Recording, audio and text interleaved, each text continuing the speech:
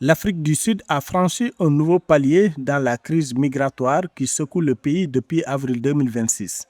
Des milliers de personnes ont manifesté le 1er juillet 2026 pour marquer une date limite fixée par les organisateurs, notamment l'organisation March and March, exigeant le départ immédiat des étrangers sans papier.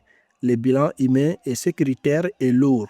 Au moins 5 personnes ont perdu la vie depuis le début de ce mouvement de contestation.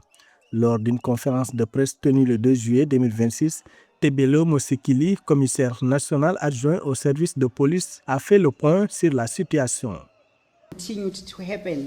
Certaines marches, la police a continué à s'en occuper. De plus de 900 personnes ont été arrêtées. Certaines ont été arrêtées pour la violence publique, d'autres pour lutter contre les migrants illégaux dans le cadre de l'acte d'immigration, d'autres pour les robberies de business dans les magasins.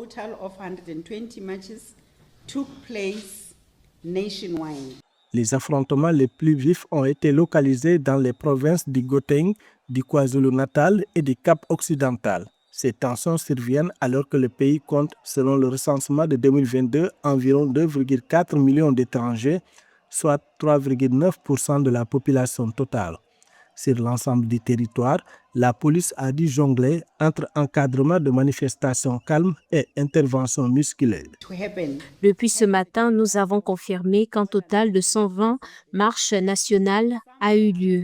Parmi celles-ci, 108 ont été pacifiques et seulement 12 ont été nécessaires d'intervention des forces de l'ordre en raison d'incidents ayant conduit à des arrestations.